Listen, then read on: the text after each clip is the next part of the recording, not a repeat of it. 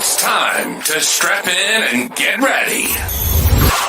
The leaders in NRL Supercoach are incoming. Bringing you the ultimate insight to help you win your leagues and climb up the rankings. You're now listening to the Insight NRL Show with your hosts, Brain, Matrix, and Whisperer. G'day guys, welcome back to the Insight NRL Show. It is TLT for round 21 and the show is brought to you by the Standard Squeeze and Ryan from Astute Newstead. I am the Supercoach Brain and tonight with me is my co-host back from his national tour, the Supercoach Whisperer. How are you, mate? Good to have you back. I'm all right, mate. I'm all right. Yeah, back home for about a week or so before I back off again. But yeah, got the late call up, so I can't complain too much about that. Passed the fitness test, 24 hours, late cuts, all that kind of stuff, you know. It's good to have you back, and of course, we should wish Matrix and his family all the best. Just had a little baby boy, so congrats to him. He'll be having some well-earned time off the pod to spend time with his family, which won't stop him from talking shit in the Discord. So you can jump in there if you want to get your fill of Matrix every week. We are live, guys. Drop those questions in below as well. We'll answer the best ones as we go throughout the show. And if you haven't yet, please subscribe, please like, please follow, and review us with a 5-star if you like the content. We'd love that coming into the back end of the season. Josh, how'd things go, mate? We haven't had you on for probably, 2-3 weeks? Talk us through the last few weeks, mate. Plenty of green by the looks of things. Yeah, after sitting here and pumping up Turbo since like round 13, I do feel a bit vindicated that he has delivered well for the last 2 weeks. That's definitely propped me up. Scored a 1999, a 1119 last week. That was with 16. And I lost out on looping. Took Cleary, of course, at 105 in a free loop week, and then I got absolutely decimated by 174 by Turbo. But yeah, definitely on the improve. I think realistically the goal was always like 8K. Like after like round 10 or so, things weren't going too well. But if we pull up the season rank, yeah, I've had basically since round 6, I've had all green arrows apart from 1 week where I lost like 400 spots. So been a slow improve. But yeah, I do own Cleary. I do own Turbo. And that's really about it on the front. I've had those two really prop me up over the last couple of weeks. How about yourself, mate? You're doing very well. Yeah, doing all right. Back and forth a little bit. I had 3 weeks of red arrows in a row. I think maybe the last time you were on the pod was the last time I saw green, to be honest. But it hasn't been huge red. It's just been 500. That's why I got brought in. Makes sense. 200 hit. That's it. You're back now for a reason. But no, I had a pretty good week. 1356 this week. I played with 18 this week, so I didn't have the problem that a lot of people had when they played short. So that definitely helped. I didn't have to rely on Sam Hughes, even though he didn't score poorly. I didn't have to worry about him. But Captain Turbo. And look, to be honest, it's one of those moments where you look at it and you go, look, if I went early on Cleary, I would have VC'd him. And if I VC'd him, I would have taken the loop and I wouldn't have taken Turbo's captaincy. So it's funny how it works out. It's got a bit lucky. I've been like very hit and miss with footy. I've probably watched like 5 games in the last like 6 weeks. Honestly, I haven't watched much, but and I've never really had my phone on me for 40 for like 1 hour cuts. And this was the week that I wish I didn't have my phone on me because I wouldn't have gone out of my way to change the loop if I obviously had Turbo. But yeah, 174 from him. As I said, I do feel vindicated that he's back. And then just quietly, Turbo has played, what are we in, round 21, 22 now, but 21 rounds have gone. Turbo's played the most games he has in the last 6 years, apart from 2021 when he went ballistic. He's also got the best average. He's averaging 85. And remember at the start of the year, we all sort of felt like he was busted. But yeah, he's been exceptional. He's had 1 score below 50 all year, and that was when he was playing center in round 18. So at fullback, he hasn't had a score below 50. So I'm glad that he's back. I'm glad that he's, the talking point of the fullback conversation because I feel like it's been very interesting. Fullback this year. We saw Walshy score 100 on the weekend as well. Teddy kind of flop. So it's wide open. It is wide open. Everyone was trying to work out who that final fullback was that they were going to get to kind of finalize that position last week. And it was Walsh, it was Turbo, and it was probably Ponga. But the right time for Ponga is round 23 with that draw opening up after his bye, and the Broncos, and now he's got the Panthers. So not ideal for Ponga, but yeah, if you waited, the question now becomes, maybe let's touch on it now before we dive in. The question becomes, do you get Turbo now? Because I see people still buying him this week, but the Roosters into the buy just isn't really appealing, is it? No, I mean, what is the break even this week? It's something. I'm sure you'll Pretty pull it low. up for me. I think Yeah, it's it's minus 30. it's minus minus 30. 30. Yeah. Like, sure. Or you can just roll out whoever you've got, because then you can pick up Ponga in 24 or 25. The saving grace for Turbo is, like, if you are going to buy him, I'd buy him now. I'm not going to wait 2 weeks without a fullback. I'd rather just play who I've got. But like after 23, it's the Raiders, the Warriors, the Tigers, the Dogs, and the Sharks. Like pretty chops, barring that Dogs one. But he's good enough to surpass any good defense. Yeah, for sure. I mean, he could come out and score 120 against the Roosters this week. You know, like he looked like he was on a mission last week, and everyone was judging him off the game that he played at centre, where he looked a little bit slow, first game back from injury. And you can't really put too much stock in him playing out of position, in a position where you don't get much space either. So there's a lot to like about Turbo, and I'm glad I jumped on. But yeah, people are making the trip this week to get him in. So not quite sure whether it is the play, but people probably wanting a piece of that 170 that he could potentially get for them on the run home, which I don't blame them. We're obviously going to change. You missed last week, but we'll change a couple of things that we do on the pod every week. Buy, hold, sell becomes a little bit less relevant now because we've all got fuck all trades left. On that topic, how many do you have? I have 7 before this week, which I think is a good number. I always said if I can have 1 a week from 20 onwards, I'd be happy. I'm looking at making 2 this week because I do want to get Angus in. And apart from that, like, I'm not in a position to make massive changes. I'm just looking to sort of chip away. And like I said, if I can get, 7 or 8K, halving my rank for what it is now, then I'd be happy. I mean, I do have Cleary. I've got Turbo. I've got Tedesco. I'd love one more gun center wing, but, I've got Dom Young, Garrick, and Mulatalo. Those guys can probably hold the fort down. And my center wing, my 2 RFs pretty stacked with Nicola Fifita and Eli Katoa. If I can add Crichton into that, then fantastic. But really just looking at bringing in maybe 1 or 2 more premiums and then just holding the rest for injuries. But I think you're the same. You got 5, but you've made 2 trades this week already. Yeah. I got my 2 trades are the easiest 2 trades ever. I'm not exciting this week at all. I'm getting Nathan Cleary and Gus Crichton in this week, and I have $1,400 spare. So it's one of those ones where it just fell into place perfectly for me. Ended up training out Dylan Brown, so that'll be a point of contention this week as well, what we do with him. But yeah, I traded Brown to Cleary, and who was my other trade? Kai Pearce-Paul, who's on the buy. I traded him to Gus. So Brown's going to be really interesting because there's so much narrative about how shitty he is without Moses, but you put up the stats that he's actually about 7 points better without Moses. And I posted when Moses went down in Origin that Brown becomes a hold. And I was very, very criticized for it. But yeah, you backed it up with some stats that pretty much said that he's pushing near 70 without Moses. Yeah, 67.5 is his average without Moses and 61 with him. So, he gets a bit of a bump there, doesn't he? Just probably gets the ball in his hands a little bit more. His base, I went and looked at his base stats, and his base actually goes up at halfback. So it just shows that when he's in and around the ball a little bit more, he's doing more, which makes sense. And then we look a little bit deeper, and Dejan Arce, his halfback or his half partner, he actually has an average of 71 with Dejan Arce in the team.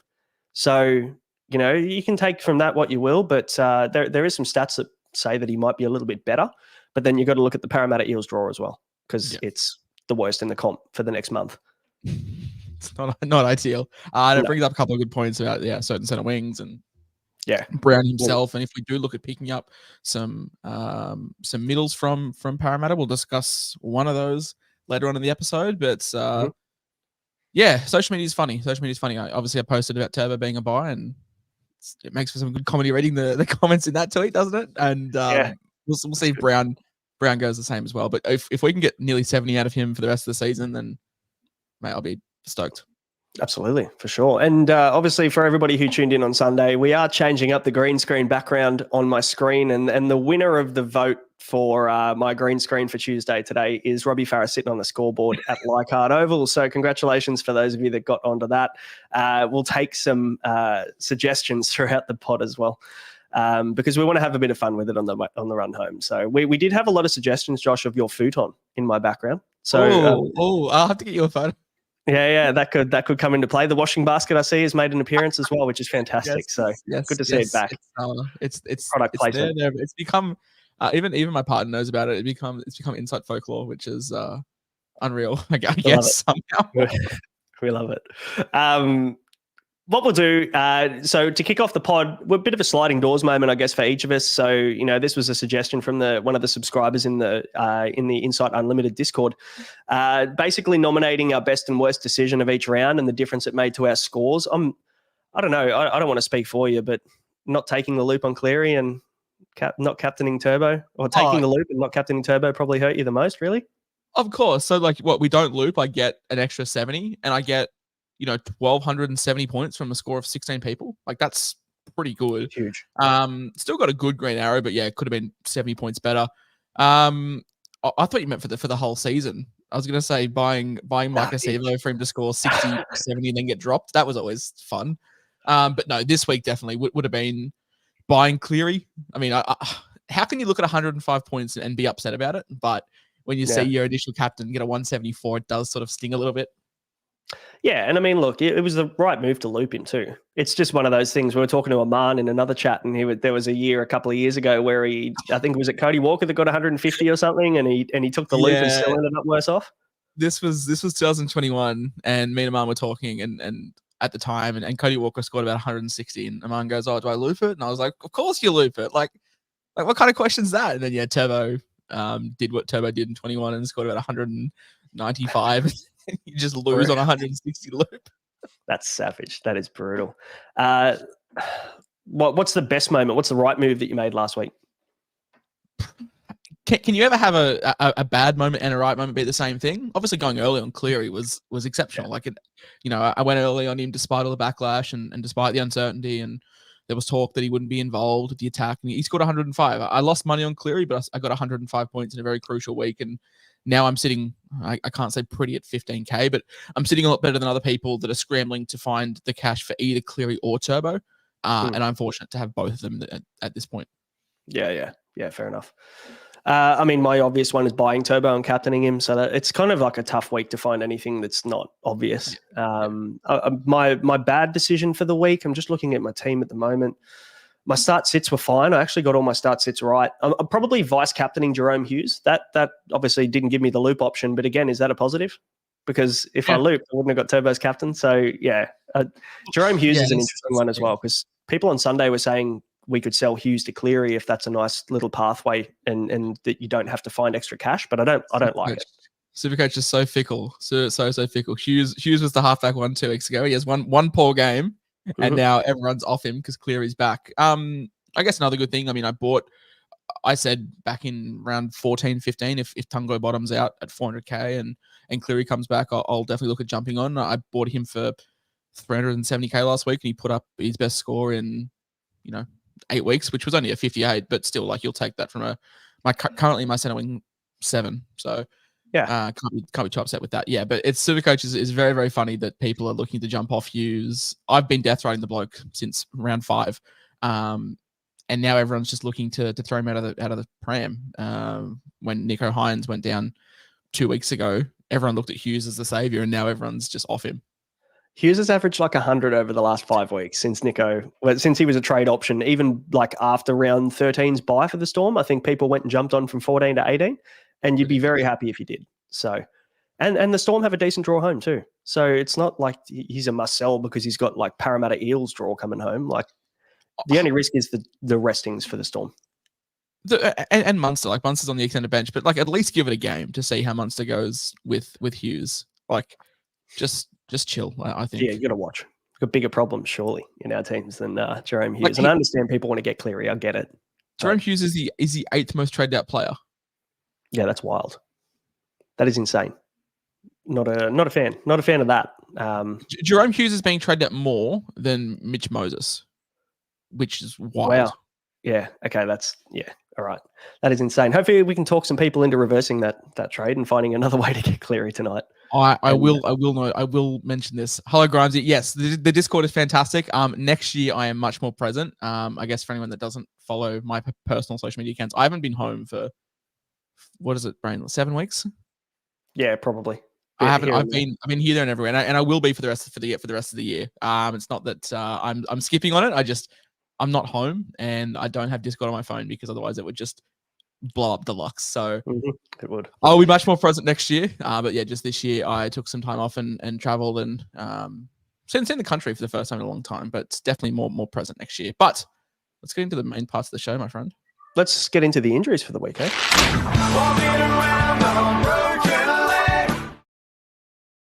HIAs for Richie Kennar and Tane Tuapiki, unfortunately, a big pod move for a few people. I saw on Twitter, a few people bought Tane Tuapiki in for his 1 or 2 or whatever he got. Yeah, he was a great draft pickup as well. I was looking through a couple of my leagues, and he was available almost everywhere in draft. And you're like, well, how can this like not go well?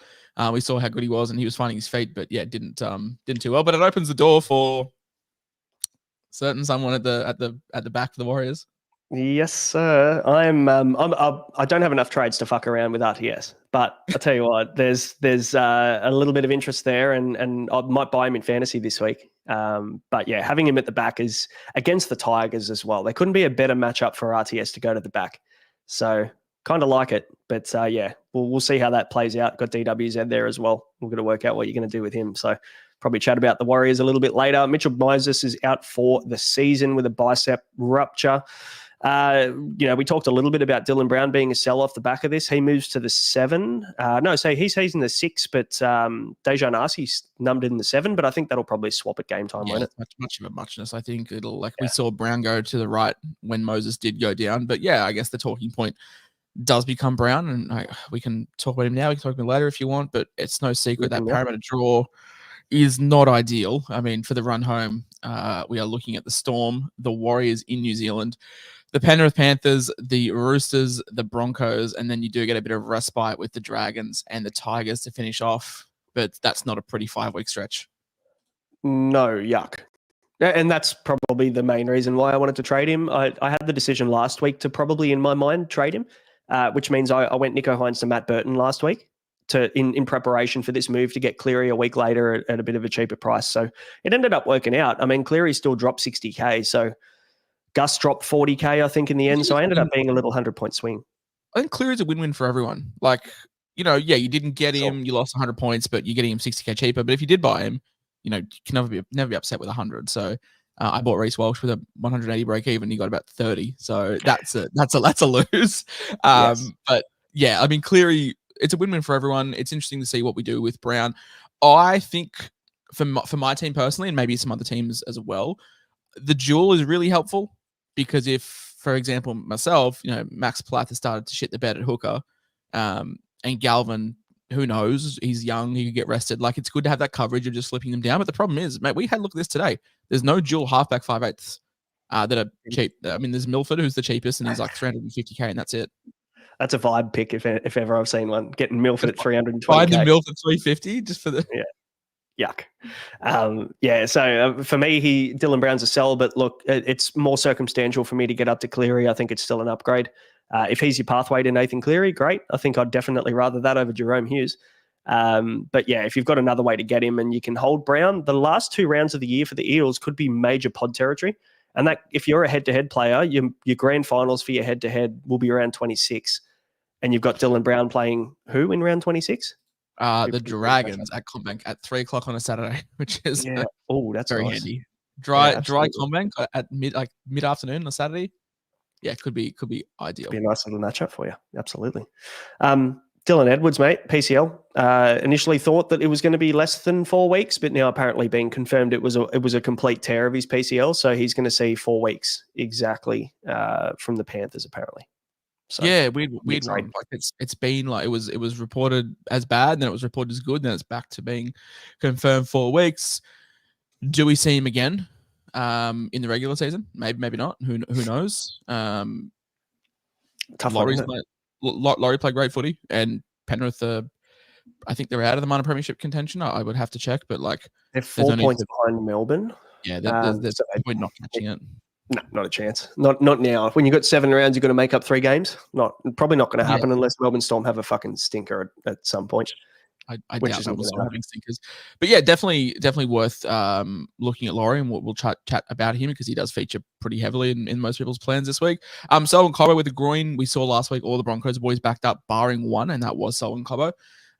So yeah, he suffered that groin injury. And Ryan Pappenhausen, man, this is a weird one. He hasn't been able to put weight on his heel for like 3 or 4 weeks, like Yeah. full weight in his heel. He's just getting injections pre-game and like not training, which is just so weird. Oh, it's got to be scary, doesn't it? Like apparently he's getting 2 injections around the nerve in his heel or something that eases up the pain for game day. But then apparently just can't put any weight through it for the rest of the week, which is just not good. And for me, I'm not. People were talking about Pappy as a bit of a pod play, maybe even last week. I'm not touching him or going anywhere near him now. Nah, not at all. Not at all. Like if he was like 550, sure, but like he's back at like a decent enough price. I'm not touching him, and no goal kicking. There's just better options. 100%. Bradman Best, 4+ weeks, could be season, depending on how things end up for the Knights. Apparently, and these are just rumours, but there's some rumours floating around that Bradman Best didn't want to play on the weekend, and Newcastle Knights basically said to him, well, Reece Walsh is backing up, so you're going to play. So very interesting to see how that all plays out, because if he didn't want to play and he got forced to play, and he's gone and re-injured a hammy that he was touch and go for Origin anyway, like it just doesn't make sense why he backed up. Yeah, his hammy wasn't good for New South Wales. Like he wasn't 100% and played one of the most physical games we've ever seen for 65 minutes, and then the last 15 were a shit show. But then was basically told to back up for the Knights, and it's just like, no, like Bradman Best is fantastic, but like Bradman Best isn't a game winner for you. He's like the cherry on top that like is the guy that you like want to have in the team if he's fit, but he's not someone that you like need to have. And you could have given him, a week, 10 days to just make sure that Hemi's right. But now, you lose one of your best players for the season, or potentially the season, and it's just not ideal. Silly.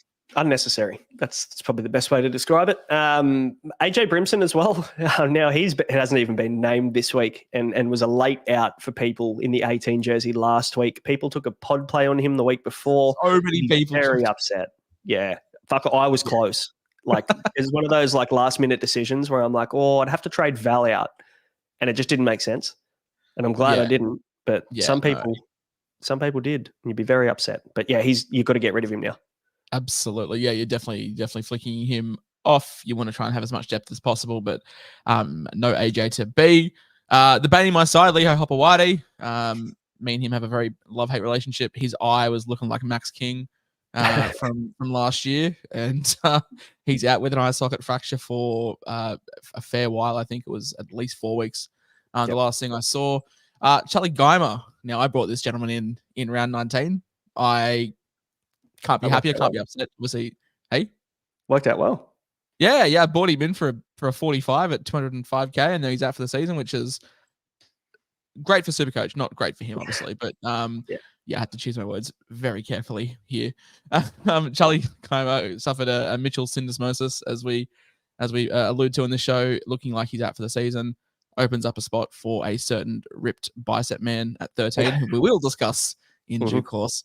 And Angus Crichton sent NRL Supercoach Twitter into meltdown after he posted he had an MRI, and we were like, oh God, what's happened? And turns out it was just precautionary after he decided to buckle himself into Reece Walsh during Origin, but he is fine and named. Thank God.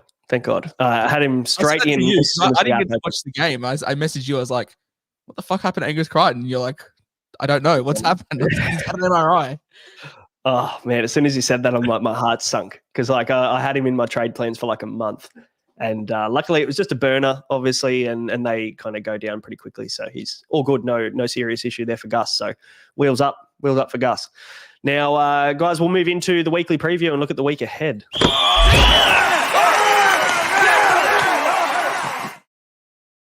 And as always, the weekly preview is brought to you by Ryan from Astute Newstead. For those of you homeowners out there that have rates above 6.2%, maybe you want to refinance, renovate, or save some cash, or buy your first home, Ryan can help you with all of those things. All you need to do is reach out to Ryan at Astute Newstead for an obligation and a cost-free inquiry. His link tree is in the description below.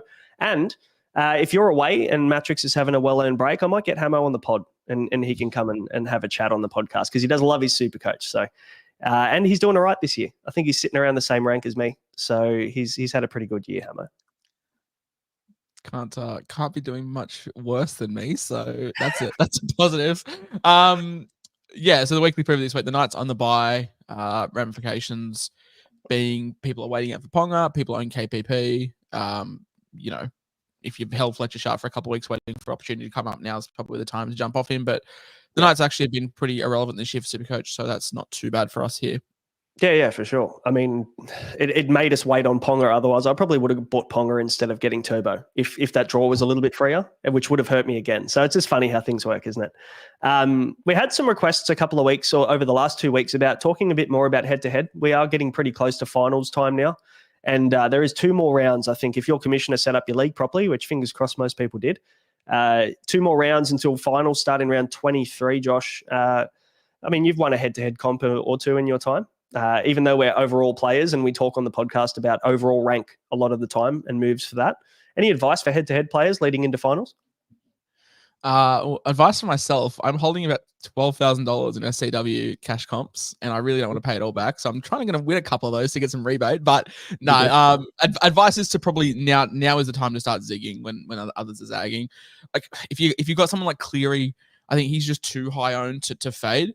But your borderline guys, like your 10, 12, 15% guys, or the guys that are featuring maybe 4th, 5th, or 6th in the buy list for this week, then you can probably look to fade those and try and go alternatives. Looking for your high upside guys, like a Hudson Young, for example. Like these big ceiling edge back rowers, low floor, high ceiling center wings. These are the guys who now start targeting the guys that can really win your head-to-head matchups. You probably want to have 2 or 3 solid captain options. And I guess the main advice now is if you're focusing on head-to-head, be much more aware of your matchups, much more aware of who your opponents are captaining, looking to have something in the back pocket if you've got to gain points quickly on a Sunday, for example. But yeah, probably focusing more on teams that play on Sundays and better captaincy options for myself. But sure. Yeah, the head-to-head bias to be aware of. The Tigers in 27. The Tigers in 26. Which is your grand final week. So if you do have an Appy, you do have a Lockie Galvin. That's about all we've got to offer. We don't really have semi-final. That's about all we've got to offer. The Cowboys will be in your semi-finals. So your Reece Robsons, your Ruben Cotters, your Helam Lukis, and your Val Holmes of the world. Broncos in your qualifying finals. So your Payne Haas's, your Reece Walsh's, your Pat Carrigan's, maybe even your Jesse Arthur's or your Dean Mariners if you've got those high upside guys.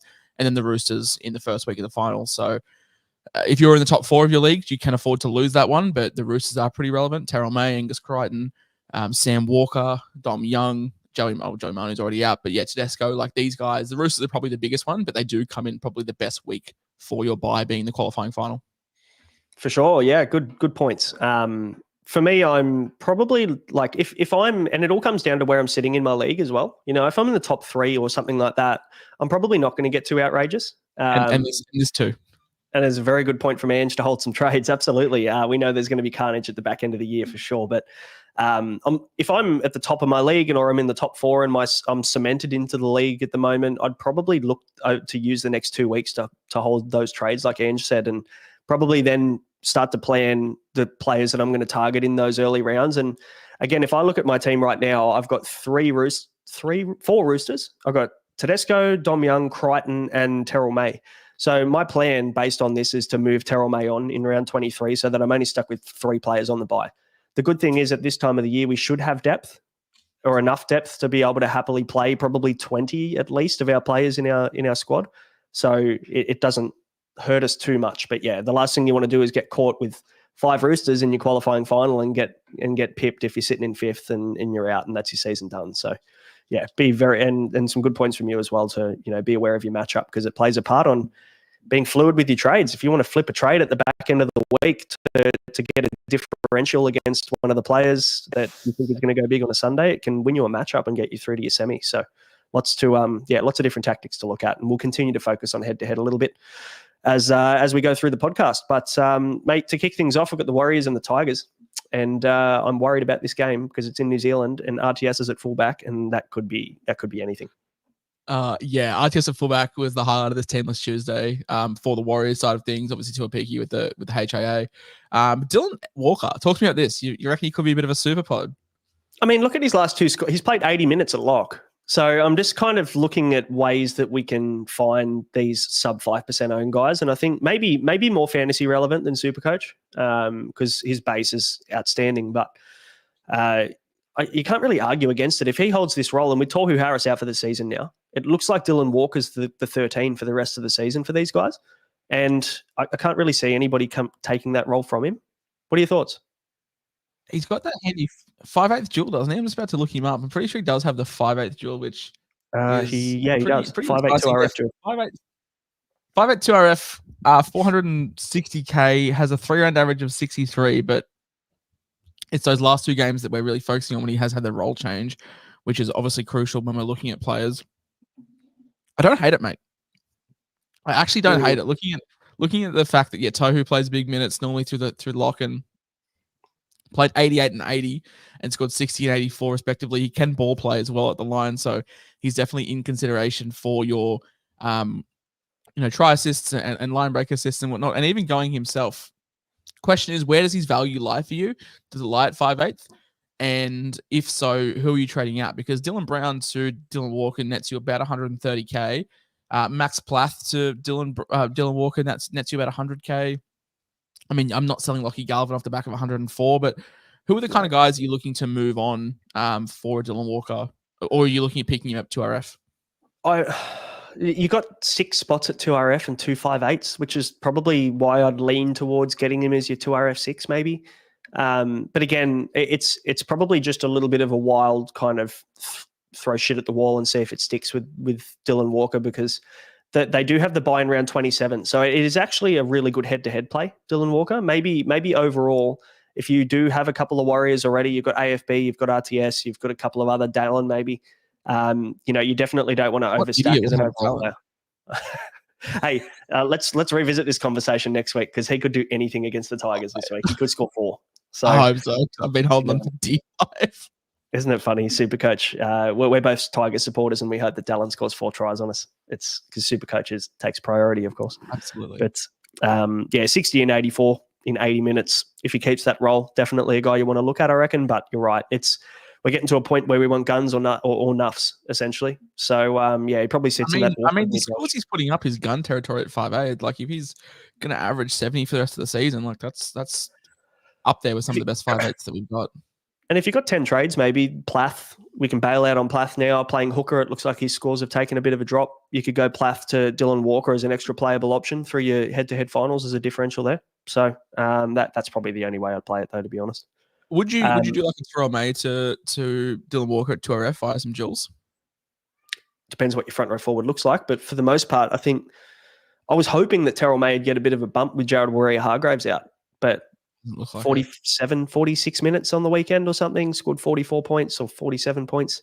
No, actually, I think he finished in the 50s after updates. But again, I think he's definitely at his ceiling. So if you want to maximize his cash, Terrell May 669 at the moment, 90 break even, I think, this week, 89. Yeah, it might be the week. You've got to have the jewel there, though. So hopefully you've got Josh Curran sitting there, or Sammy Final or something sitting there that you can flick up to front row forward. Now, we're definitely not going to be talking about buying any Tigers, Josh, so we can probably quickly move through them. No, I mean, I guess the other news is there was Adam Dewey's being managed. There was no injury for David Clemmer. And the big one, John Bateman, came out today that he is gone from the Tigers on a loan to the UK for the rest of the season, and then looking like he's gone from 2025.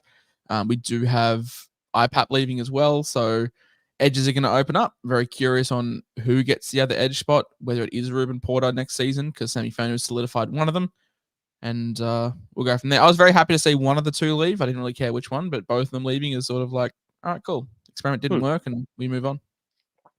Yep, definitely. Good to see that we're making those moves as well and cutting ties when we need to. So positive signs for next year. Moving on to the next game, I guess, we've got the Eels. Now, Joey Lussick is back from the dead. I'm sure that Matrix would be very happy because Joey Lussick's been sitting there rotting on his bench for about a month. So now he gets the AE nightmare of Joey Lussick. So, probably not happy, to be honest. But we're not buying any Eels aside from one big bicep player in the 13 jersey this week is a chance, isn't he? We'll talk about him.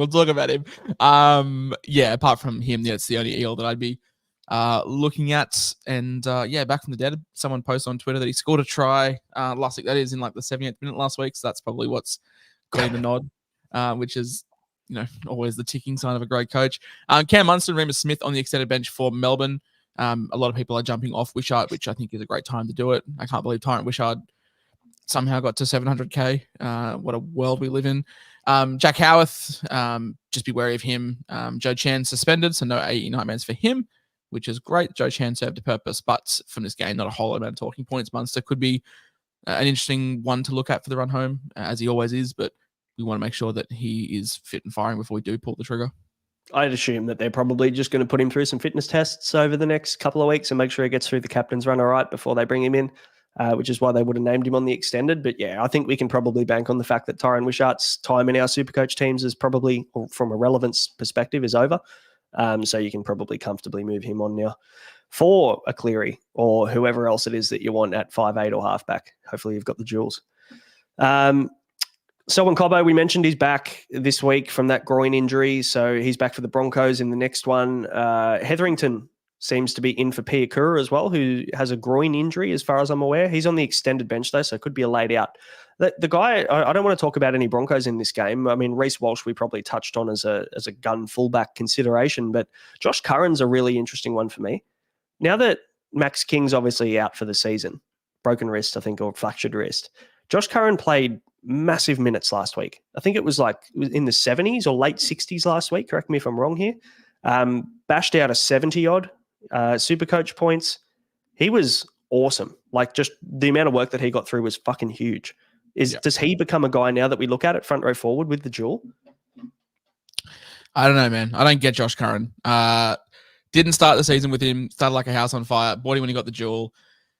And then I sold him after the Roosters game when he got a 34. So I held him for a 28 and a 34. And then since then, he's gone 59, 87, 77. So I'm probably not the most expertised person on Josh Curran because I just can't get him right. But with Max King out, if he's taking up that mantle of front row forward number one, we know that they had sort of a revolving door around Max King. And if Curran's taking that role, then absolutely. 73 minutes on the weekend, 55 the week before that, 59 the week before that. Going into 1 p.m., he's going to be pumping out 55 plus. He is 545k. So the question becomes, what do you do? I'm looking at my team. I've got Jack DeBellin, who is not great, but I wouldn't be selling him for Josh Curran. It feels a bit sideways. I mean, selling Terrell May to Josh Curran, nets me 100k, but I need more than that to do the moves that I want to do. I'm not really sure where I'm going to go with him, but definitely if you need a cover in front row forward one, he's a guy I'd be looking at as a downgrade, but I wouldn't be if I'm sitting down and planning my trades this week, I'm not going, I have to have Josh Curran. He's the guy that you got 550k, you need someone to plug a hole. I think he could be the guy. Yeah, that's fair. And, most of us have Sammy Fainu at front row forward 3, I think. Correct me if I'm wrong. I'm sure some people don't have him there, but I mean, the question, too. And he could be, and he's serviceable there. He averages 50 on the season, so he could be much worse. But are you buying him over a Haas, AFB, Barnett, those top tier front row forwards? Are you buying Curran over them? Probably not, just depending on cash, because I think everyone would have drained their bank accounts buying Cleary this week, wouldn't they? Yeah. Some of us did it last week too, and now we're struggling.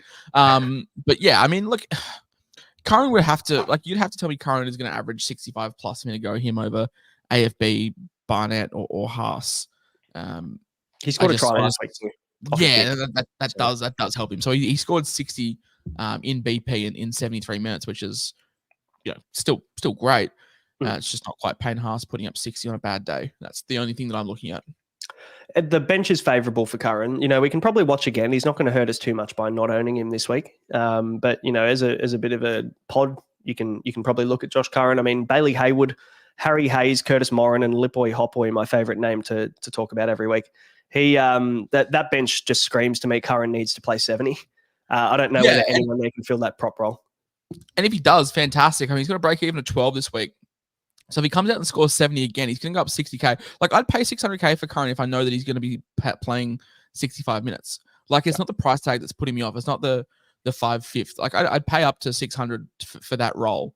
We were going to do it with Max King at the start of this year. Max King was 560, 570, and if Curran's and we were buying that sight unseen. If we're buying it now sight seen with Curran for 600, I'm still all in on that. I just would want to wait a week and see if this bench rotation stays the way it is.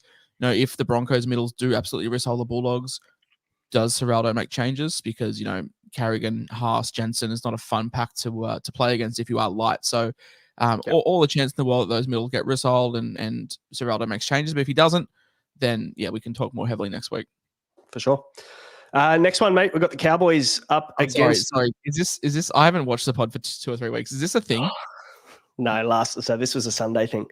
So Matrix called Beau Fermor, and it was like really weird, and everyone just took the piss out of him in the chat. So like, how do you say Beau Fermor? Now I'm overthinking it. Beau Fermor. I'm an ER. I know it's OR, but I'm Fermor. Okay. Like FIRM. Yeah. Yeah. Okay. Cool. We'll see how the chat feels about that, because they seem to have a very strong opinion on how Beau Fermor's name is pronounced. Very random at times. Yeah. It's great. It's good. Love it. Next one, Cowboys and the Sharks. Val on the left wing is enticing, but I mean, as an owner, I'm holding him because he's on the wing, and I like it much better than he is at centre. But I'm not buying Val Holmes off the back of the stinkers that he's been putting up the last month or so. No, someone on Twitter made a really good point of the Cowboys form slump, and they coincided it with the launch of Chad Townsend's clothing company. So just something to look at. Yeah, good. That's conspiracy tinfoil hat kind of shit if I've ever heard it. That's good. Good areas. No, but I mean, we expect the BP to increase a little bit from Val on the wing, just getting a couple of kick returns, getting more hit-ups against unset lines on kick returns and stuff like that. So, like him on the wing. I'm not selling him. I'm not holding him, but mate, your dick must be pretty hard, because I remember about 3 or 4 weeks ago, you floated the idea of trading him and you got absolutely lambasted by everyone. Yeah. Well, he's been shit. I can't 100% claim this one. This was Hamo's call before mine, and I jumped on board a little bit late on that call, and then it's still going. The train to fade Val, #FadeVal, is still raring. So I don't hate it. The draw's been tough for the Cows. So if you think they're going to fade, great.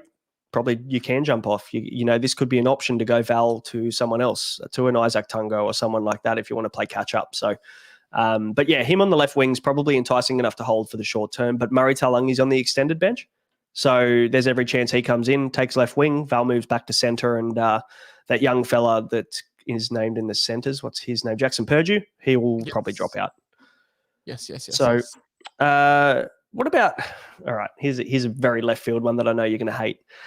People are talking about buying Braden Trindle. I've seen the notes. No. Okay. Convince people not to buy Trindle. I mean, not even over Cleary. Like, you could get both. But like, what is it about Trindle you don't like?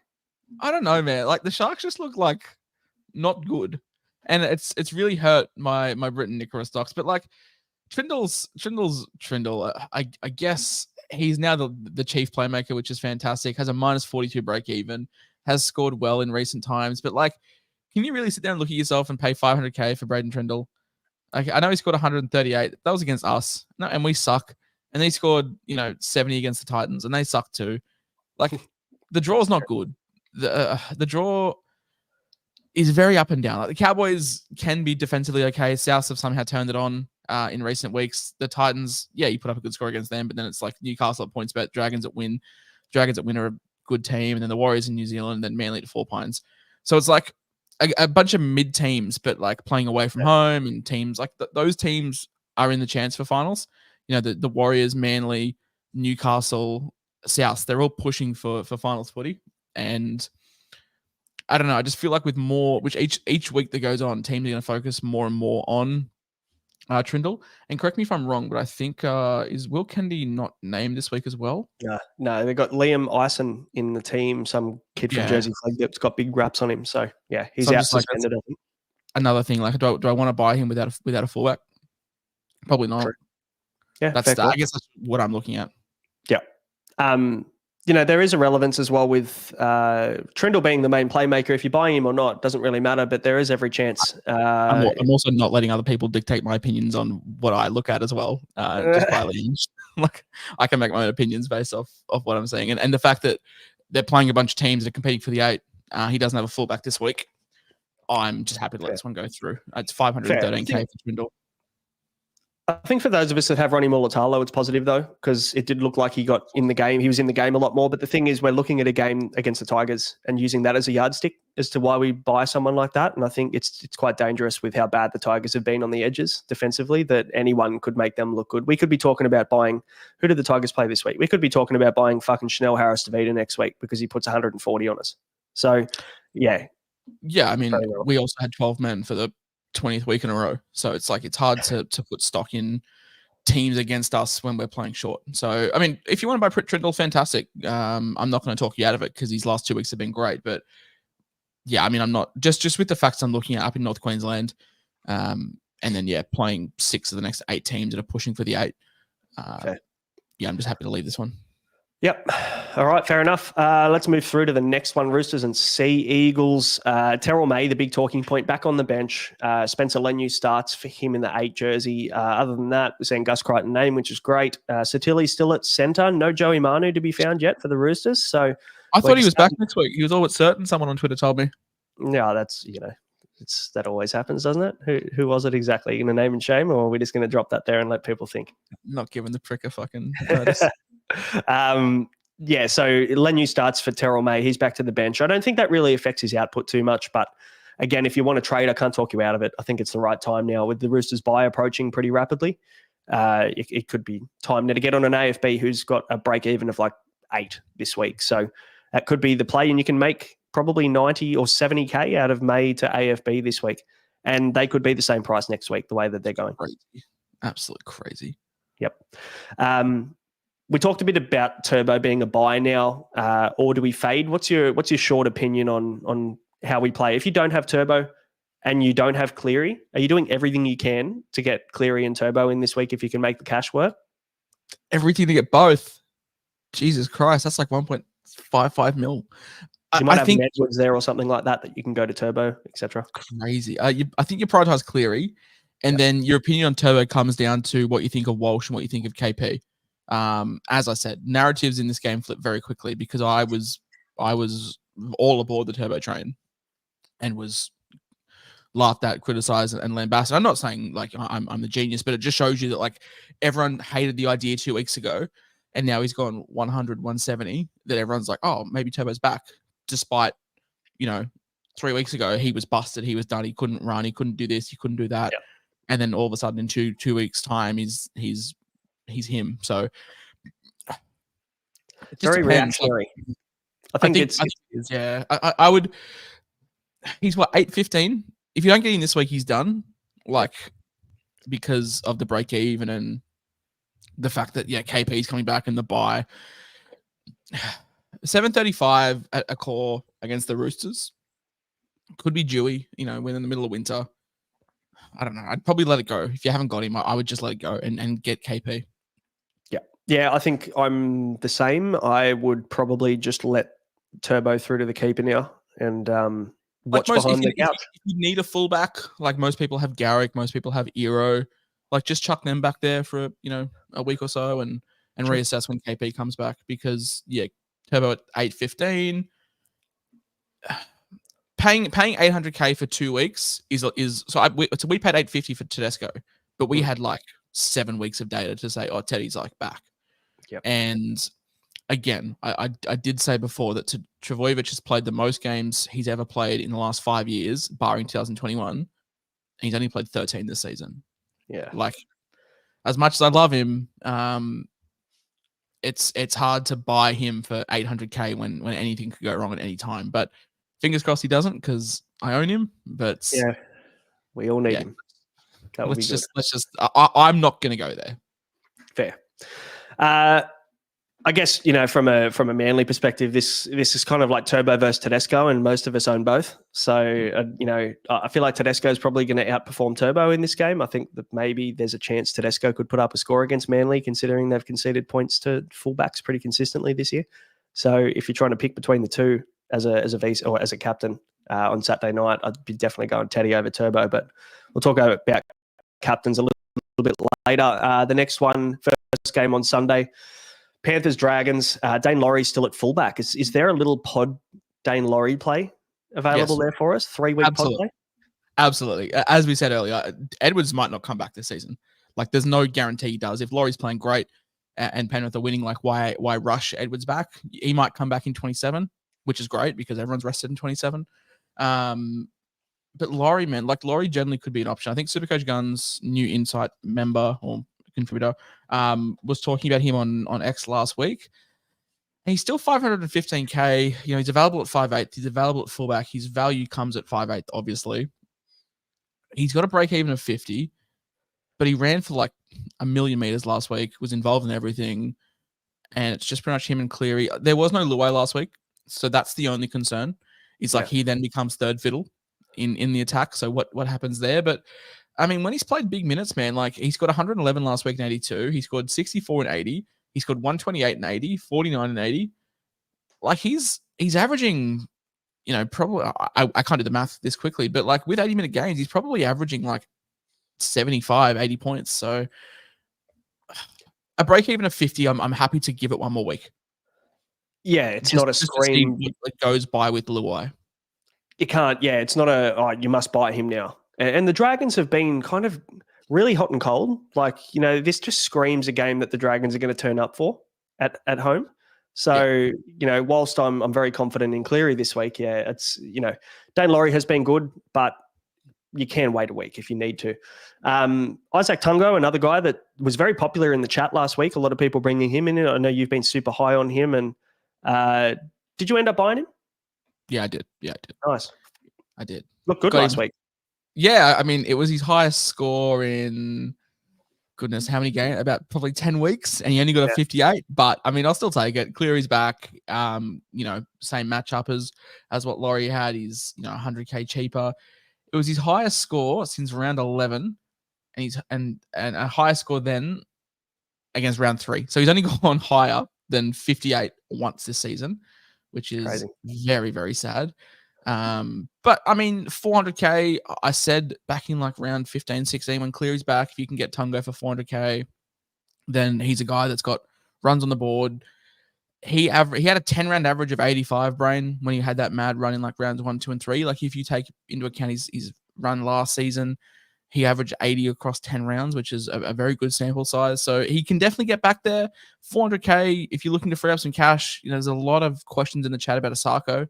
Like, if you want to jump off Asako, if you want to jump off a Fletcher Sharp, I don't hate jumping on Tungo. Yeah, the pedigree's there, isn't it? Even though he's like still considered a junior player to some degree, you know, like he hasn't been around for 5-6 years. Like I think it's his 3rd year in the NRL, but he's been a consistent 70-point scorer for the most part for the majority of his career since he came into the comp. So I like it. I like it. And, you know, one guy I probably like a little bit more, and it might be a little bit left field, Casey McLean. Probably what I would call cheapie of the week this week, I reckon. 204K minus 27 break even on the bubble. Paul Alamotti is going to be out for at least a month with a fractured forearm for the Panthers. So I'd say it's probably his spot to lose. Bottom dollar cheapie at centre wing. If you need enough and you haven't already nuffed there, I wouldn't recommend having 2 nuffs at centre wing. But if you've nuffed at 2RF or front row forward and still have like 7 centre wing guns there and you need to free up cash to get Cleary, this could be the play. Absolutely. Like he's 204K. I know that Guns bought him 2 weeks ago as enough, and now all of a sudden he's just getting him for 8 minutes, which is fantastic. Like, obviously we're not making money with this. Like, we'll make a little bit, but it's not the reason we're buying him. We're effectively getting into season enough that's going to give us some numbers for 204K in a very potent Penrith side. Yeah, and the draw solid as well. So and he's, you know, on one of the best teams in the comp. Can't really argue with that. If he was playing for the Dragons or he's playing for the Titans or something, you're not looking. But the fact that he plays for the Panthers is positive. Like, so I can do DWZ to McLean and then KPP to Angus. Like, that's pretty hot. Ooh, that is very nice. And then you'll have Tungo, Cleary, McLean. Any other Panthers you got there? Just bring in Laurie while you're at it next week. No. I might bring back Liam Henry, see what he's doing. Mm-hmm. Fuck, he's been good since I traded him out. Hot Scott always pops up every now and then, so might get Scott Sorensen back in. Good shout. Like it. Next game, we've got the 4 p.m. game, Dolphins and Titans, mate. The one big thing that's standing out here, well, I mean, we'll talk about Brimson being the worst pod play ever, but the 2 players I'm looking at in this one one's Hamiso Tabuai-Fidow. We saw that Turbo destroyed the Titans from fullback last week. They've conceded the most tries to fullbacks in the comp, Titans. This just screams hammer 120 plus. Like it's probably one of the pods of the week for me. If you want to go a bit left field, he's only 5% owned as well in the top 1% of teams. Yeah, and I know that you're setting that one up. You teed it up high, ready to hit it out of the park in a couple of segments time. But we're definitely looking at Hammy. So the fact that he's available at centre wing is still a joke, and that's the how's that beauty work? of it. Yeah, I don't know. Like that's the beauty of it. We talked about these low floor, high ceiling guys for your head-to-head matchups, and Hamiso definitely could be the one. Did a number on Penrith, who are the best defensive team in the comp, regardless of who plays for them. So he definitely can get his own. He's probably fixture-proof with how much the Titans just funnel through him. True. Yeah, we'll see how that goes. But mate, you were pretty keen on Chris Randall from a fantasy perspective. We usually talk about both throughout the week, and Chris Randall was in your trade plans. Did you end up pulling the trigger fantasy with him? I did. He got me a solid 48. For anyone that doesn't play fantasy, that's like a 65, which is like pretty good. Like, you'll take it. Him at 13. No disrespect. I gave him some shit, I think, on social media just about him being Randall, and everyone said he's solid. And I was like, yeah, whatever. But no, he's been good. He's been good. He's done really well for the role he's been given. And in what world do you bring him in? Just if you need hooker coverage, I think. Yeah, you're not buying him like 2RF, are you? No. I think if you've got like Hands, who's 369, if you've got no trades to make, if you already own Turbo and you can get clear with one trade. I mean, I don't hate Hands to Randall if you've got some cash in the bank. I think he could be a very good playable option. He could be a good 16th, 17th, 18th man in your rotation. So playing big minutes at lock is always great. I'm always a fan of Aaron Clark when he gets minutes. I was a fan of Isaac Louis, 2 years ago when he was getting minutes. So these, mid-price guys getting 60 minutes plus at lock, out of position as well. Hooker is sort of almost a no-brainer for me. Yeah, for sure. No, I really like it. The only thing that maybe deterred me from Randall, I bought Reid Marnie in fantasy last week instead of Randall, but is there any risk there that Jermaine Jolliffe comes back? I think he's due back around 22 or 23. Is there a risk there that he comes back? Probably. I mean, sure. I think Randall's playing good footy, so I don't see a world where you'd get rid of Randall for Jolliffe. No disrespect to Jolliffe, but Randall's playing good footy. I'd leave him there, and fantasy. Okay. If I run out of trades, I run out of trades, whatever. But Supercoach wise, yeah, I still think it's a fun pickup if you're wanting a good playable option. If you're trying to get rid of some AE nightmares as well. Yeah, for sure. It's that time of the year to get rid of all of this scrap. So don't mind it. All right, last game. Raiders Rabbitohs, mate. I mean, if you're one of those rare people that's still held on to KO weeks, you probably just keep holding him against Souths because they've just been pretty leaky. There's every chance he could score some points. Jamal Fogarty's made a massive difference now with the Raiders. Yeah, absolutely. It's one of those ones where it's like probably not a pressing trade out, but like obviously not bringing him in. So have him on the bench, let him sit there, pick up a Xavier Savage maybe if you need some downgrade options. I did that in fantasy. So yeah, I mean Raiders are just whatever, aren't they? Yeah. I don't think we're looking at anybody pressing, saying pick me. But Rabbitohs, what are your thoughts on Jai Gray? We've spoken a bit. Matrix is super high on Jai Gray, and even came out, which I think it was a ridiculous comment, but he came out and said that he's got the same kind of ceiling as Jaden Campbell, which he got roasted a little bit for that. But what are your thoughts on Jai Gray? Is he like still a cash out option? Are we worried about Trell coming back? Do we think they're going to shut Trell down now? Not if they're pushing for finals. Like, I think there's a chance they get there. I mean, Jai Gray's fullback only, isn't he? I haven't looked at him too much. But no, he's got 5'8" fullback. Oh, okay. I mean, I'm not saying he's got the same ceiling as Trell. I'm not stupid. As Jay said, I'm not stupid. But like, I mean, Plath to Gray and then money to whoever. That's kind of cool. But no, I fear with Trell. And if we're getting to round 25, round 26, and they're like 2 points off the 8, you've got to have Trell there. But do they just play Trell at center? That could be an option. I mean, I feel like we've been saying that heaps, but yeah. I don't know.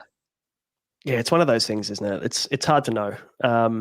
You're taking a punt on a guy that could have the role for the rest of the year, may not. Who knows? And then you're stuck with, like, the problem with that is if you have Galvin and you take a chance on Gray and it backfires, you've got no one to cover Galvin when they have a bye in your grand final week. So just worth noting that. And that's the thing. If you're looking at, your trade-ins, you've got to factor in your head-to-head matchups too. And I wouldn't be picking any player if you have a Tiger. So, like, for example, Chris Randall. If you have Appy, I would not be buying Chris Randall. If you have Harry Grant, Chris Randall becomes much more attractive. If you've got Lockie Galvin, Jai Gray becomes a lot less attractive because of just the uncertainty on their roles. If you've got Dylan Brown, then different story. You can take a chance on him. If you've got Harry Grant, you can take a chance on Randall. But it's like these guys with uncertainty on their roles. We're already low on trades as it is, so you already have to suck it up when it comes to making these trades. But I just couldn't bring myself to bring Gray in if I know that Galvin's missing 26. Yeah, that's right. And that's head-to-head grand final territory. Like, that's the last thing that you want, is to get caught with an AE in your head-to-head grand final when there's thousands of dollars on the line for some of us that go into big cash comps. So, yeah, you don't want to get caught short at that point of the year.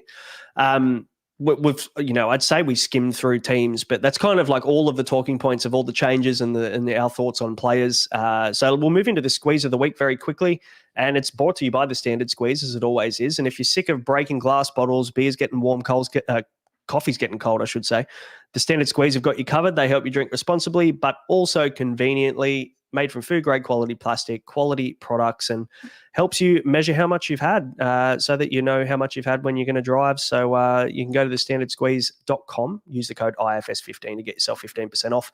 Now, top scorer for round 20 in the Unlimited League gets themselves a Standard Squeeze combo pack, and it is Stephen, coach of the Unknowns, with a 1598 last week, which is a monster score considering how many players were missing last week. He had Cook, Grant, he had AFB, he had Cleary VC and didn't loop him. He had Galvin, and he had the captaincy on Turbo. How's the nuts on this bloke for not looping the VC with Cleary and still backing in Turbo? That's outstanding. Unreal. That's cooked. That's cooked. Stephen, you won yourself a combo pack, mate. So get in touch with us wherever you follow us, and we'll get that out to you, man. And Quentin's still leading. He's been leading for a good 3 months, I reckon. Dead Hand Gang is his team, and he's in 5th overall, 60 points clear of 2nd as well in this Unlimited League. And I think he's about maybe 150 points clear of 1st. Like, when you look at the top 10, there's like 250 points in the overall rankings between 1st and 10th. That's nothing. Like the top 4 captain.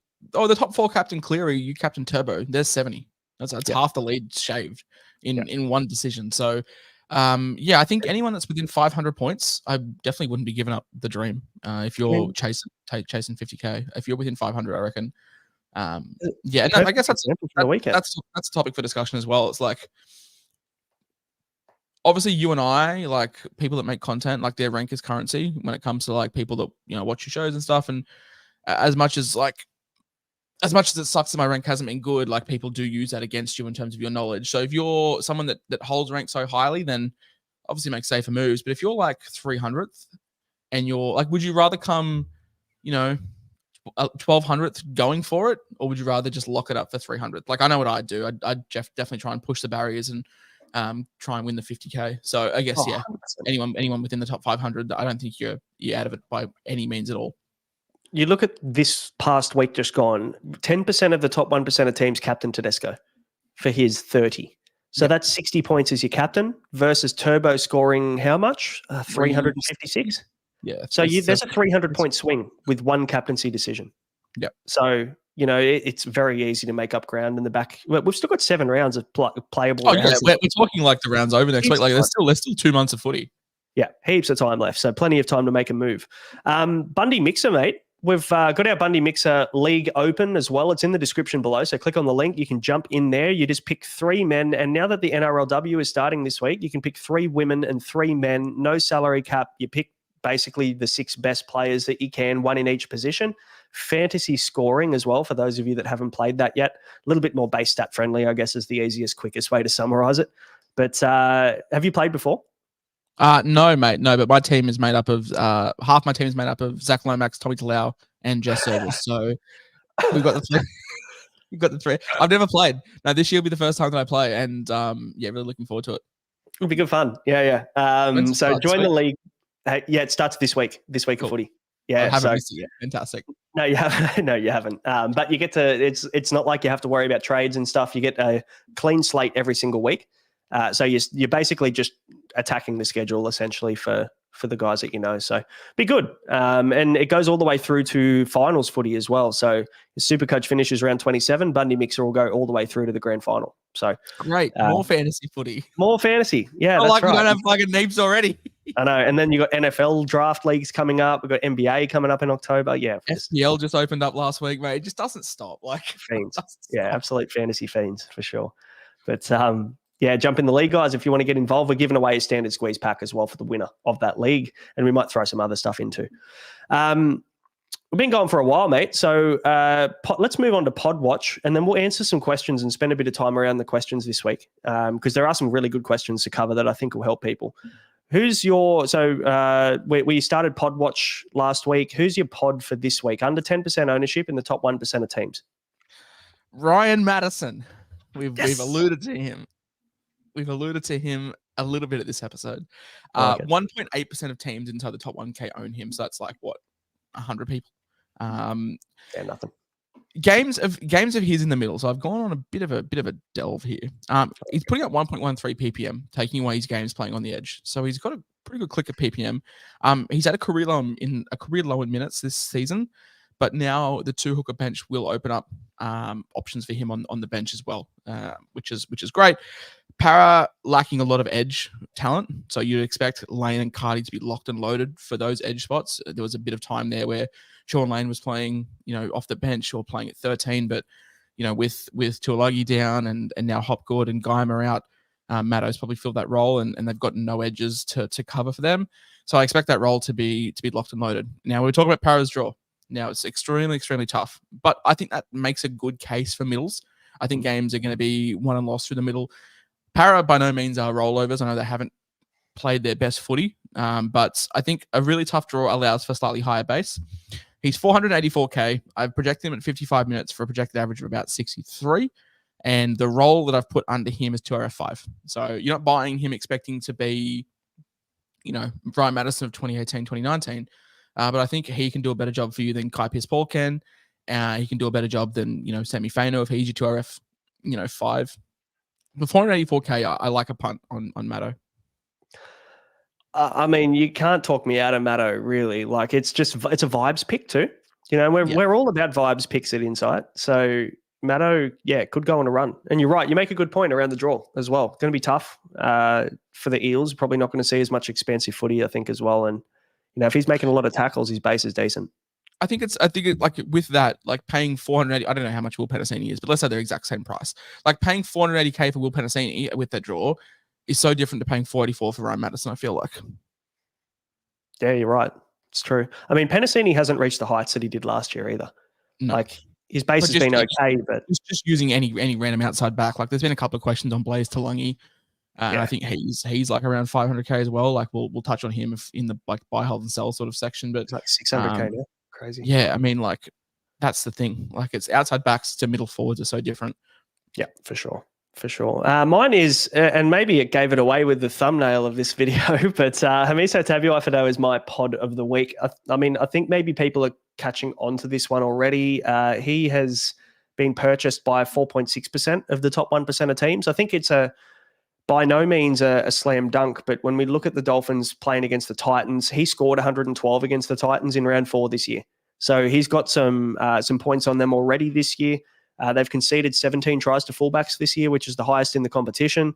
Hammer, just with that support play up the middle as well, I think that the Dolphins are probably naming one of their stronger sides at the moment on the run home, and the Titans have just looked pretty ordinary for the most part. So I feel like, I mean, he's coming off 123 against the Panthers. If there isn't a confidence game that you're coming off the back of playing against the three-peat champions, it's this one. And 639K with what's his break even at? Didn't check that. 11.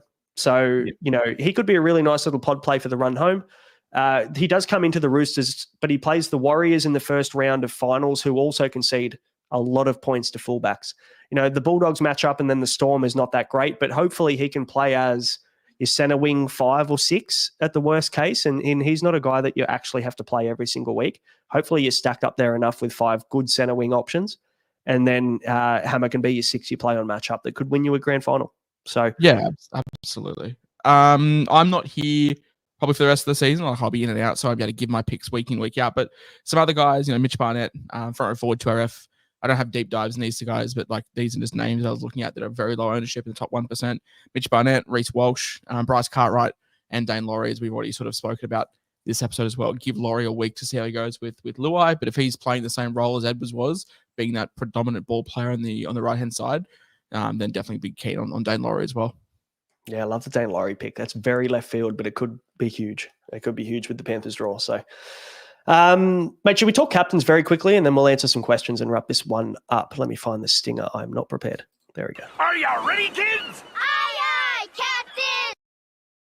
Million fucking videos in this thing. I've got to scroll through them all the way to the bottom to get to captains. But VC loops this week, man. RTS, DWZ stand out against the Tigers. RTS just off the bat, 6 o'clock on a Friday in New Zealand, like 1:30 could just take it. For the Eels and the Storm game, like people are down on Hughes. And if you don't own Cleary, I think he could be a great VC. Yeah. Goodness The me. problem is you can't captain Cleary and VC Hughes. No, that's what I mean. Like if you're not getting Cleary, you don't have him. Like I think Hughes is like the guy to look at for your vice captaincy this week. I'm not looking at anyone particularly out of that Bulldogs Broncos game. Like the Bulldogs, great defensively. Walsh isn't goal kicking anymore, so he does lose probably 12 to 16 points a game just off that. Cowboys Sharks. Are you looking at Ronaldo Mulatalo? Like maybe, but I mean, Cowboys are full strength and they've just beaten the Bulldogs, who we consider to be a defensive powerhouse of a team. So, like, I'm really struggling to get a gauge on Cowboys week to week. It's a completely different team that turns up week to week, and I'm just not sure which one's going to turn up or not. It's like, is the top 4 Cowboys going to turn up, or is it going to be the bottom 8 Cowboys that turn up this one? But all eyes on this game. Roosters, Sea Eagles, Tedesco, Trbojevic. That's where it's leading to, isn't it? Mm-hmm. Yeah, I'd rather Teddy than Turbo. If I had to pick one, I think I'd probably prefer to go with back Teddy against Manly, just knowing that Manly's defense isn't as good. I think the Roosters probably should be too good for Manly in this one. Where are they playing this one at? At a core. Oh, yeah, okay. Yeah, I think Roosters will be too good, and I think probably Teddy outscores Turbo, but yeah, it's hard to go against Turbo with a couple of big scores in the back of my mind. 2-round average of like 140. But no, I would be backing Tedesco on this one too. But then I'm sure everyone's just putting the captaincy on Cleary, aren't they?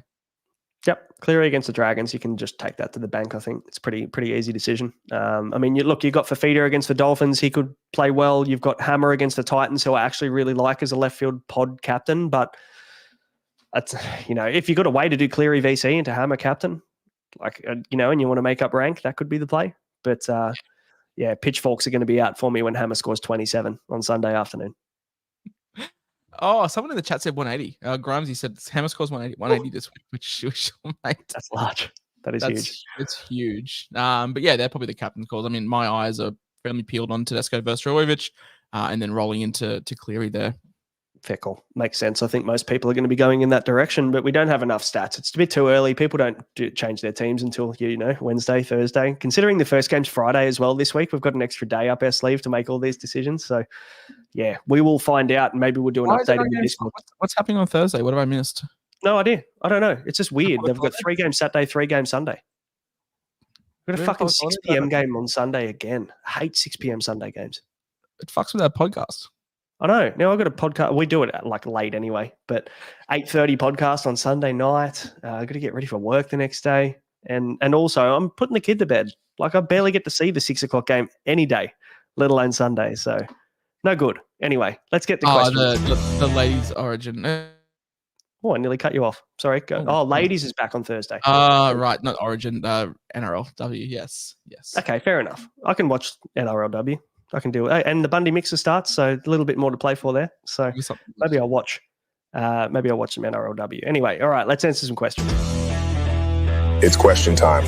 Let's answer your questions for the week ahead. First one off the bat, FC Sports. Is Terrell May to Payne Haas a good trade considering I have 344K in the bank? Yes, sir. Yes. Yes. Is a BMW better than a MG? Yeah, and Datsun Sonny. Grimesy, top 5 pods to get a leg up on the majority. I think we probably covered them, didn't we? Hammer, 6 or 7, yeah. Yeah. You said Mitch Barnett. What was your list again, very quickly? Barnett, Maddo, Cardi, Laurie, and Walsh. Like it. And I'll just add Dylan Walker and Hammer to that list. So there's 7. Walker. That's hot. Yeah, I'm on Dylan Walker. Maybe more fantasy. I might buy him in fantasy. I don't know. I slipped fucking 36 spots. I was in 30th and now I'm 66. So yeah, I've just hovered. I've just hovered between 2K and 2.5K. I haven't moved. Yeah, it's been a weird year. SC Warrior, what round is head-to-head finals starting? Round 23 for the most part. Unless you're commissioner of the psycho. Yeah. Let's hope it's not 20. If it's 24 that your finals start and you finish in round 27, I'd be leaving that league next year very fucking quickly. You've got to finish head-to-heads in 26 because just the mass resting doesn't make it fair for round 27 grand final. So should be 23 to 26 quarters or prelims, semis, and finals, 4 rounds. Adam 88 trade options this week: Dillbags to Hines and Hines. Held Hines this one. Dillbags to Hines. Yeah, Dillbags and Hines to Laurie and Cleary. I'm really high on Laurie. Round 18 showed that he was preferred over Taruva as well. So do you reckon Taruva drops out and Laurie stays in the team?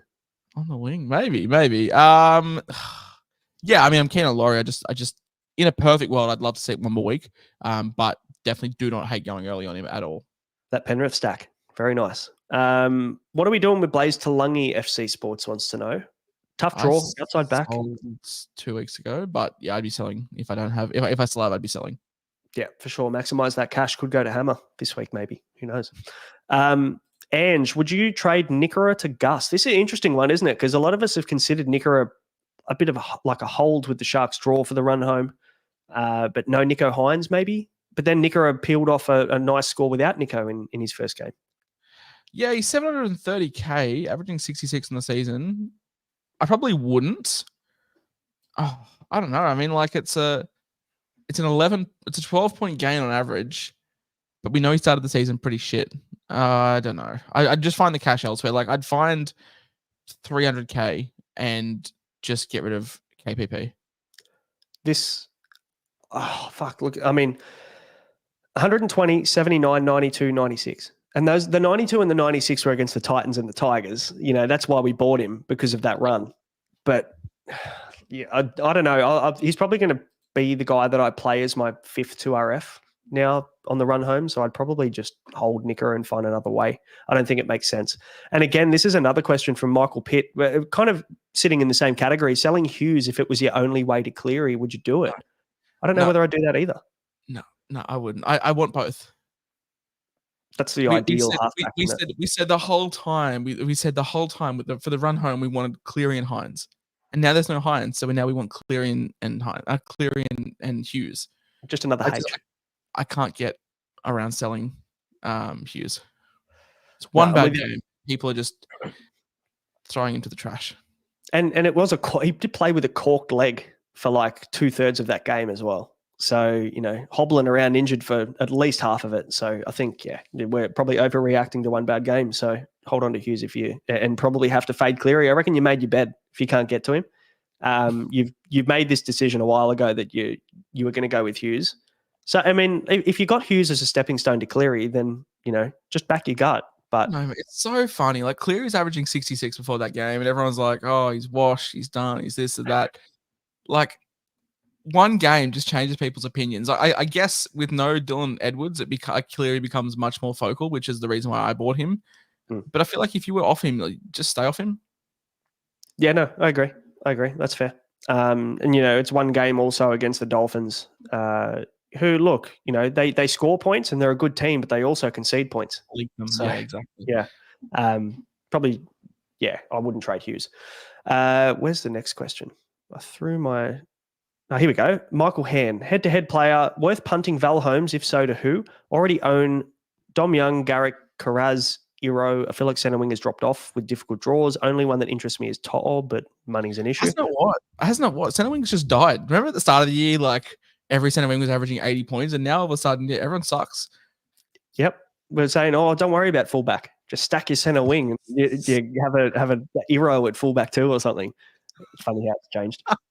It definitely comes in waves, but I think you've answered your own question, man. Like I think To'o's the only one that is interesting, but even he is expensive. I probably would just hold Val.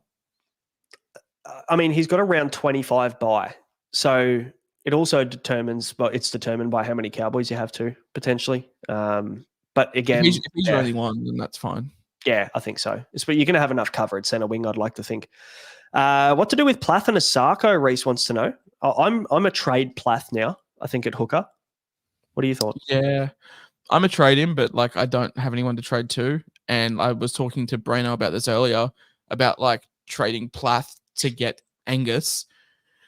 But there's no, and I've said I want to keep Brown for the duel in case anything happens. And there's no dual 5'8" halfbacks that I want. So I'm just going to hold him as a number. If I have to play, I have to play. But like looking at my team now, I've got like 3 guys that I haven't picked this week that I would pick over him anyway. So I'm just going to hold for depth. And at this point, like if I lose 100K, I lose 100K. It's around 22. Like I don't really care. Or around 20, sorry. I don't really care about the number, like about the money at this point. Yeah, that's fair. That's fair enough. I think I would trade him. Like if you could trade him to anyone, like if you can go Plath to Cleary, obviously, like via Brown or something like that, then yeah, I'd do that. Yeah, for sure. I think that his role at hooker, he's taken a bit of a bump. Like he's taken a hit, I think, in points. He loses all of his run meters and his run points basically at hooker. So what about Azarko though? What are you doing with him? Would you just hold and play him on matchup? The exact same thing that Oldman asked earlier about Holmes. Like what centre wing is there? Like you can go to Laurie, you can go to Hammer, maybe. That's about it. Yeah, pretty much. But again, you've got to look at how many trades you have too. If you've got, 3 trades left. I know some people that have 2 trades left at the moment. You're going to need them come round 27. If you're an overall player, keep 2 for round 27, no matter how fucking bruised and battered your team is coming to round 27. Boost, you're going to need it. If you still have a boost as well, just hold it. If you've got a boost this far, you've got to hold it until 27. Because for people, I don't think people realize how fucked it's going to be. Yeah, because we got hit hard last year. That was, the big uproar around the guy that was leading the comp for 17 rounds and then had no trades left, and somebody had 3 trades left or 2 and a boost in round 27 and came through and took out the comp from 5th or 6th. So everyone was up in arms saying that, they need to change it because of the mass restings. They need to change the competition next year. No, you just have to have 3 trades left and give yourself a shot. People are going to be praying Miles Martin gets a run in round 27 because you're going to need the numbers. I need Jed Cartwright to hop on a plane over from the UK to come and field a team for me. Love that. Next one, Josh Greenwood, Cleary for Sam Walker, a no-brainer. Hughes is the other partner. I think, 100%. Yes. If you have to decide between Sam Walker and Hughes, it's definitely Walker that goes. This is the thing. If you're looking between like Brown, Walker, Burton, like if you want to trade one of these guys, that's who you do it for Cleary, not the second best halfback you've got. Yep, spot on. Profit, next one, get Walsh this week and Haas next week, or just get Ponga next week and no Haas. I think next week, no Haas. You reckon? Don't rate Haas? He's not Haas of previous years. Like it's not like he's so clear as the next best front row forward. Like we've got Barnett and AFB who are like there. It's not like Haas is like daylight and second Haas is first and Daylight second. Like at least there's a little bit of competition at front row forward this year. Like I don't think Haas is winning you a league. Like True. would I rather JDB get me 60 for 545K? Would I rather Haas get me 72 for more than 545K? Yeah, I guess we've talked about it being a low upside position all year. And I guess we come to this part of the year every year and for the most part, we look at Haas and go, he's a must. We need to get Payne Haas 75, whatever, 70 minutes in the fucking run home. This year, I don't feel that way. Haas is a guy you start with, not that you bring in around 22. Yeah. Like Haas isn't a league. Haas isn't a league winner. Haas gets you to rank 2K after 5 rounds, and then you build on that. Like it's not. He's not a guy that like. I don't know. If I'm looking at my head-to-head matchup and he has Payne Haas and I have, JDB, or AFB or Barnett, I'm not sitting there shaking in my boots. I'm just like, okay, this is just a shootout. Yeah. Yeah, AFB's probably got more try scoring upside than Haas as well. So if you're looking for that 100+ score, I think AFB's probably got it over Haas anyway, and he's cheaper. So could do it that way. And last one, Shack Attack, currently in top 10. So very well played, sir. Sneaky little flex there at the end. But I missed Turbo. Should I pod Pappy or Walsh or match the crowd? Fuck, I think top 10 you match the crowd and just back the rest of your boys. Like I know we were talking earlier about Zigma or Zag, but I'm talking if you're like 700th. Like if you're top 10, like I think you've got to match them. Is though, like the thing what I'm thinking is like if Turbo gets like Turbo is not a shit player. Like he's not a Reece Walsh that gets you a 12. No. Like Turbo at his worst gets you a 40. Yep. Like even when he sucked at the start, like even when he was awful at the start of the season and he looked busted, he was like still going 54, 55, 76. That were his 3 worst scores in the first 10 rounds. Like if you zig here and you get a Walsh and Walsh gets you 12 and Turbo gets you a 174, I think you can add 2 zeros at the end of your rank. Like that's how crucial it can be if you miss here. So I think he's a guy that you go on with, like you match the crowd with. And obviously, your top 10, so your team must be pretty fucking good. You back the other 16 players that you picked to get you there. Yeah, I don't know. Is it the time? Is it the position to pod? Probably not. No. Or, sorry, is it the player to pod? That's the better question. Yeah, he can hurt you much more than I reckon. Like if you don't own him, if you have Walsh and Walsh has a good game, he gets 90, and Turbo has a shit game, he gets 50. Yeah, it's fine. If Walsh gets 20, and Turbo gets 174, you're fucked. Like yeah, exactly. No, that's a good point. It's a good point. Match the crowd on that one. Pod elsewhere. Last question, best question of the night, Captain Harry. If you were chosen to represent Australia at the Olympic Games, what would your chosen sport be? What I think I'd be chosen at, or what I want to be chosen at? What you'd want to be chosen at? Oh, something really rogue. Skeet shooting. Oh, good with a gun? No. No, I don't know. I could pick like some high profile, like it could be like a champion sprinter and get all the tail at the Olympic Village, or I could just be really rogue and just like I'm trying to think of like the most, I don't know, ping pong, like discus maybe or something, like one of the track sports that no one watches. Discus, or like the one the rapid water where they just fucking nice, whitewater rafting kind of stuff. And then like Winter Olympics, it'd be like the dudes that like lay in the no, not the bobsled, the other one, the one where they go rapid, but they lay super fast one. Yeah. Anyone in the chat, remind us of what that's called, because I've got no clue, but it sounds pretty cool. I reckon it'd be something to do with sprinting. I was a decent sprinter when I was younger. I'd tear both hammies off the bone now if I tried, but I think I ran like a 10.9. I still think I have my primary school shot. I think I have my. I don't know if I definitely had my primary school shot put record.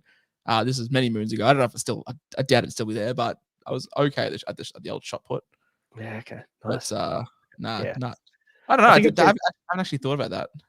It's a good question. I think I'd be a sprinter. I don't really consider myself like good at all of the other stuff, but I think sprinting is all right because I'm good over short distance. What I want is like the gymnast on the rings or a swimmer, just because their bodies would be fucking unreal. But that's the only reason why I'd want that. Yeah, that's fair. All the gymnasts are fucking shredded to bits. It is. That's Luge. Luge. Yeah, that's it. You're right. Professional luge. Good man. I like it. That's good. And you know what else I do? You know how when Jimmy Butler went into the bubble for the NBA and then he started serving out coffees? Yeah, surely we'd go in there and just hustle people and create like a little side hustle in the Olympic Village. Yeah. I reckon I think I saw a thing they were getting free condoms this year, which is pretty cool. Remember, was it in Tokyo when they slept on the cardboard beds? Yeah. Didn't some people get injured because they slept on those beds or something as well? Some athletes ended up getting injured like through their sport because their sleeping was so fucking bad. But yeah, handy. Guys, we've talked enough shit. I reckon we've done all right. We've answered your questions. I love how he said this. Like in the chat, we were like, "Oh yeah, the podcasts moving forward are going to be short and sharp." Not we lied. Yeah, we try our best every week, but we just get carried away because we love Supercoach and we love talking about Luge. Luge. Yeah, that's right. Anyway, that'll do us, guys. Thanks for sticking around. If you haven't yet, please hit subscribe. We would love that and appreciate all the support. We'll do the Insight Unlimited Q&A for all the subscribers in the next couple of days, and then we'll be back for Sunday. You might not be. I'll be here. Sunday, quickly, I'll be able to tell you right now. Sunday is the 28th. I might be here. I think I am here. Oh, well, if you're here, you're here. If you're not, I'll be here regardless. So we will see you on Sunday. Good luck this week with your trades. Catch you later. Cheerio. Farewell.